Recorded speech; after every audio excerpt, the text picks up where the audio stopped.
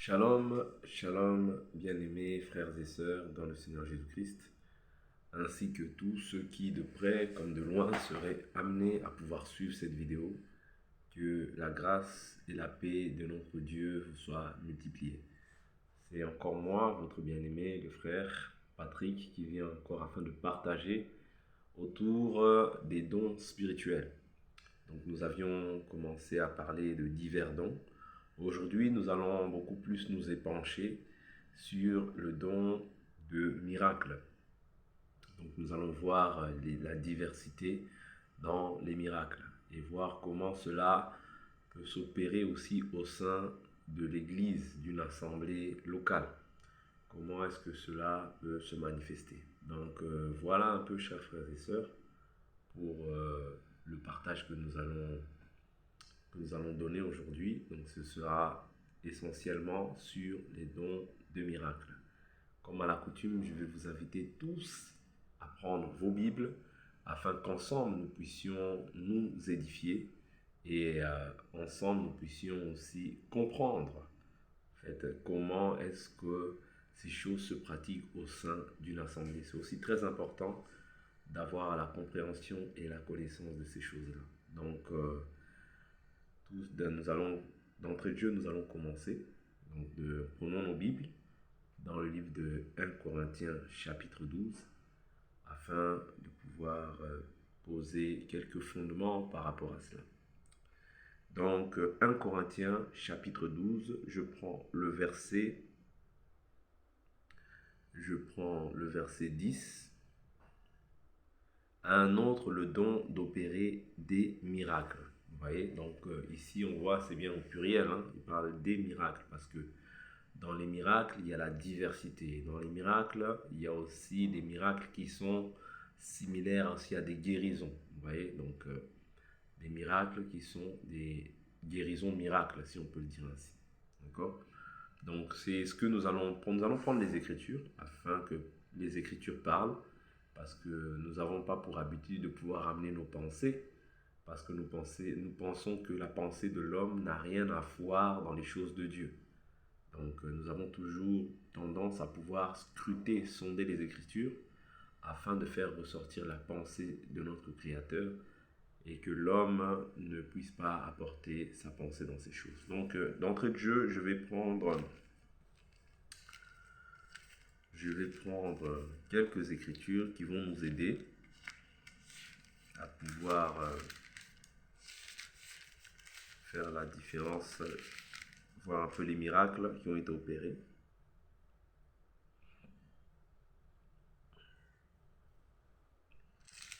Prenons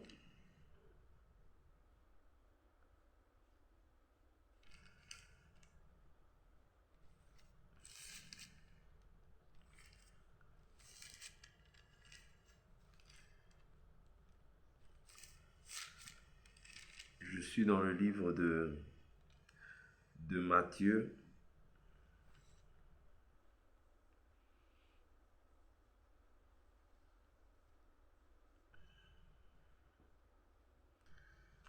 Je suis dans le livre de Matthieu au chapitre 14.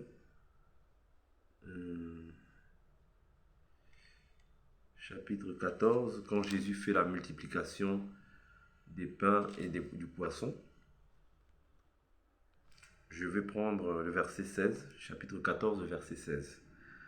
La Bible nous dit, Jésus leur répondit, elles n'ont pas besoin de s'en aller, donnez-leur vous-même à manger. Mais ils lui dirent, nous n'avons ici que 5 pains et 2 poissons.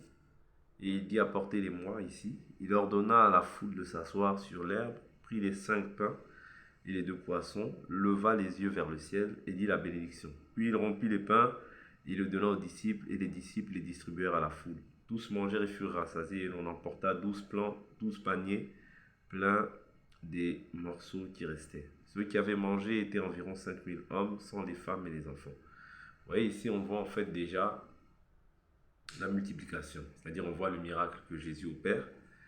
Et je vais prendre encore d'autres miracles qui ont été faits par Jésus. Et on verra aussi quelques miracles par lesquels Jésus a utilisé aussi ses apôtres. manière dont il a utilisé les apôtres puissamment. Je prends l'écriture de Jean. Je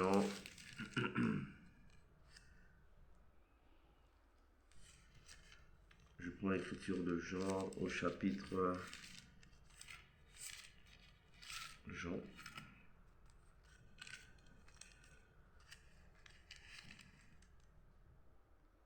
Chapitre 9. Jean chapitre 9. Ici, il s'agit de la guérison de l'aveugle-né. Je vais sauter parce que je pense que vous pouvez toujours prendre la peine de pouvoir lire. Bon, je vais le lire. Jean chapitre 9, mais je vais sauter. Jean chapitre 9, le verset 1. Jésus vit en passant un homme aveugle de naissance. Ses disciples lui demandèrent, Rabbi, qui a péché, lui ou ses parents, pour qu'il soit né aveugle? Jésus répondit, ce n'est pas que lui ou ses parents aient péché, mais c'est afin que les œuvres de Dieu soient manifestées en lui. Vous voyez, ici, on voit déjà la caractéristique, c'est qu'il était né aveugle. Vous voyez, c'est-à-dire que ce défaut-là, ce n'était pas un défaut qu'il avait acquis lors de sa jeunesse, mais c'était vraiment un défaut qui était lié à sa naissance. Il nous faut travailler tant qu'il fait jour, verset 4, aux œuvres de celui qui m'a envoyé la nuit. La nuit vient où personne ne peut travailler. Pendant que je suis dans le monde, je suis la lumière du monde. Après avoir dit cela, il cracha par terre, fit de la boue avec la salive, puis il appliqua cette boue sur les yeux de l'aveugle, et il dit, va te laver au réservoir de Siloé, ce qui se traduit par envoyer. Il y alla, se lava, et quand il revint, il voyait ses voisins et ceux qui auparavant avaient vu qu'il était un mendiant, disaient, n'est-ce pas là celui qui se tenait assis et qui mendie? Les uns disaient, c'est lui, d'autres disaient, non, mais il lui ressemble. Et lui-même disait, c'est bien moi. Ils lui dirent, comment donc tes yeux ont-ils été ouverts? Il répondit, l'homme appelé Jésus a fait de la boue, me l'a appliqué sur les yeux et m'a dit, va te laver à Siloé. J'y suis allé et j'ai recouvré la vue. Ils lui dirent, où est cet homme? Il répondit, je ne sais pas. Ils menèrent vers les pharisiens celui qui avait été né aveugle. Et or, c'était un jour de sabbat que Jésus avait fait de la boue et lui avait ouvert les yeux. À leur tour, les pharisiens lui demandèrent, comment il a recouvré la vue? Et il leur dit, il a mis de la boue sur mes yeux, je me suis lavé et je vois.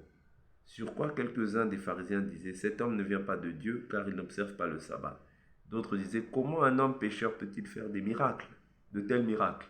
Vous voyez, ici, il est en train de mentionner qu'un homme pécheur, comment peut-il faire de tels miracles?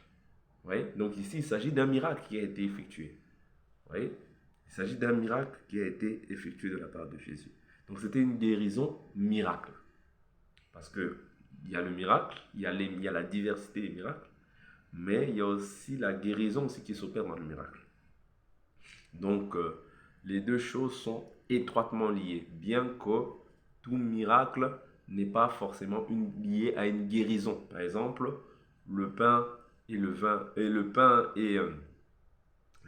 le poisson que Jésus avait multiplié, ici, en fait, ça n'atteignait pas, ça ne touchait pas une personne physique, mais ça nourrissait simplement la chair. Vous voyez? Donc ici, c'était des miracles liés en fait à une guérison. Donc il faut aussi faire la distinction par rapport à ces deux choses-là. Je saute, je vais rapidement au verset 30. Au verset 30, la Bible dit, cet homme leur répondit, voilà ce qui est étonnant, c'est que vous ne sachiez pas d'où il est, et il m'a ouvert les yeux. Nous savons que Dieu n'exauce pas les pécheurs, mais si quelqu'un honore Dieu et fait sa volonté, celui-là, il l'exauce. Vous voyez?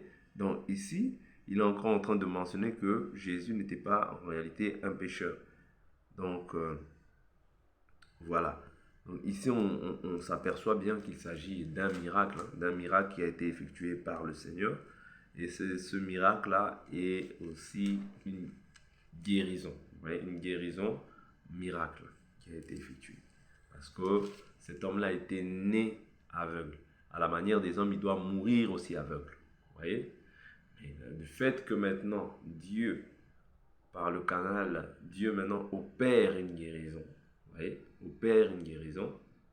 miracle, miraculaire, c'est-à-dire quelque chose qui sort de l'ordinaire, c'est alors que maintenant cette chose rentre dans le cadre de la guérison aussi miracle. Donc voilà, je vais prendre encore d'autres écritures pour pouvoir appuyer en fait le don de guérison qui est opéré en fait dans le chef de Jésus, mais qui a opéré aussi dans le chef des apôtres. Notamment on voit Paul, on voit aussi Pierre, vous voyez, qui ont manifesté aussi ce don-là de miracle. Je vais prendre le livre d'Actes des Apôtres, au chapitre Actes des Apôtres, chapitre 5. Chapitre 5.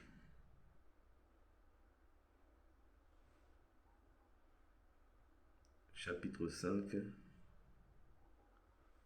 Le verset 12. La Bible nous dit: beaucoup de signes et de prodiges se faisaient au milieu du peuple par les mains des apôtres. Ils se tenaient tous d'un commun accord au portique de Salomon, et personne parmi les autres n'osait se joindre à eux, mais le peuple les louait hautement. Les multitudes d'hommes et de femmes qui croyaient au Seigneur augmentaient toujours plus.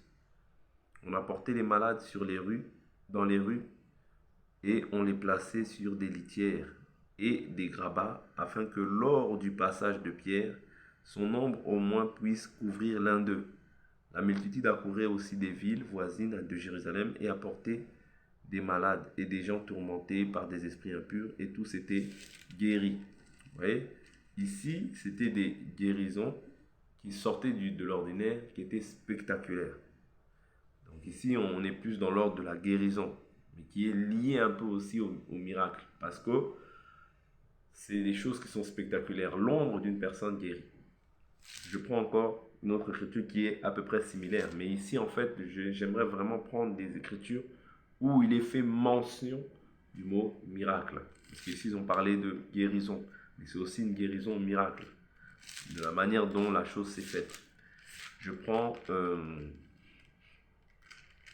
l'écriture de Actes des Apôtres.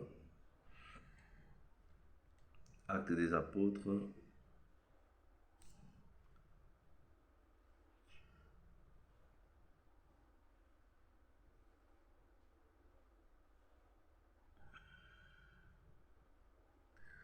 Actes des Apôtres, le chapitre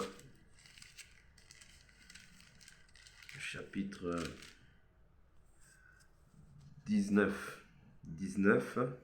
Je suis au verset 11. Et Dieu faisait des miracles extraordinaires par les mains de Paul, au point qu'on appliquait sur les malades des linges ou des étoffes qui avaient touché son corps. Alors les maladies au pluriel, les quittaient et les esprits mauvais sortaient. Ça veut dire que même chasser un démon, en réalité, c'était un miracle. Vous voyez? Vous voyez, les maladies, parce que les maladies quittaient les corps qui possédaient. Vous voyez? Donc c'était des miracles qui s'opéraient par les mains de Paul. Très important de comprendre ces choses-là. Vous voyez? Les maladies quittaient et les esprits mauvais sortaient. Vous voyez? Donc ici on voit bien qu'il s'agit effectivement d'un miracle qui a été opéré. Je prends encore les autres écritures qui vont nous aider et nous permettre de pouvoir avancer par rapport à cela.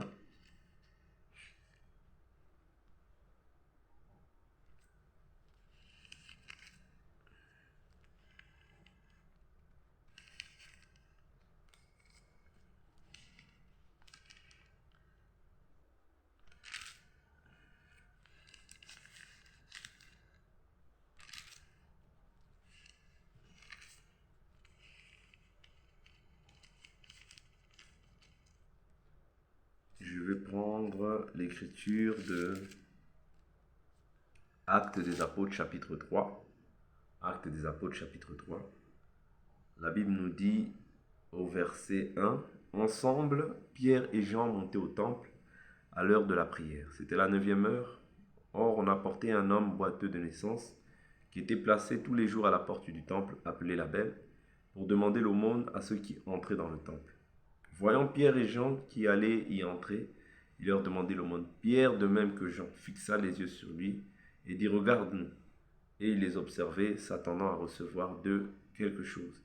Mais Pierre lui dit, je ne possède ni argent ni or, mais ce que j'ai, je te le donne au nom de Jésus-Christ de Nazareth. Lève-toi et marche. Vous voyez, ici, c'est la guérison qui s'opère. C'est-à-dire, la guérison s'opère, mais il s'agit aussi d'un miracle. Pourquoi? Parce que lorsque au chapitre 4, lorsque les pharisiens et le Sanhédrin ont pris la résolution de pouvoir les enfermer par rapport à ce miracle qui avait été opéré, au chapitre 4, nous voyons les chefs du peuple au verset 9, je vais sauter, verset 7, pardonnez-moi, chapitre 4, verset 7, ils firent comparaître au milieu d'eux Pierre et Jean et demandèrent, par quelle puissance ou par quel nom avez-vous fait cela? Alors Pierre, rempli d'Esprit Saint, leur dit, chef du peuple et anciens, puisque nous sommes interrogés aujourd'hui sur un bienfait accordé à un homme infirme et sur la manière dont il a été guéri. Vous voyez, ici, il s'agit d'une guérison. Mais eux, lorsqu'ils vont les voir, ils vont dire, il y a réellement eu un miracle. Sachez-le bien, vous tous, ainsi que tout le peuple d'Israël, c'est par le nom de Jésus-Christ de Nazareth que vous avez crucifié, que Dieu a ressuscité des morts. C'est par lui que cet homme se présente en bonne santé devant vous. C'est lui la pierre rejetée par vous les bâtisseurs qui est devenue la principale, celle de l'angle. Je saute rapidement. Je vais